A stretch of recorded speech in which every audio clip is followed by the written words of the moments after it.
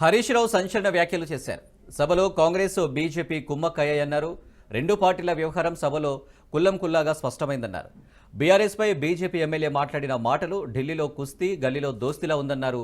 ఇక్కడ చోటేబాయ్ ఎంత అవినీతి చేసినా బడేబాయ్ ఆదుకుంటున్నారన్నారు. సభలో తాము మాట్లాడకుండా మైక్ కట్ చేశారని చెప్పారు. ఈ రాష్ట్రంలో ఉండే బీజేపీ మాట్లాడడం లేదు. ముఖ్యంగా ఇవాళ బీజేపీ సభ్యులు మాట్లాడిన దాన్ని తీవ్రంగా ఖండిస్తున్నాం. తమ్మిడిహట్టి దగ్గర ప్రాజెక్టు వద్దన్నారు కనుకనే మేం ప్రత్యామ్నాయం కట్టినం కనుకనే ఇదే సెంట్రల్ వాటర్ కమిషన్, ఇదే బీజేపీ కేంద్ర ప్రభుత్వం కాళేశ్వరం ప్రాజెక్టుకు అన్ని అనుమతులు మంజూరు చేసింది.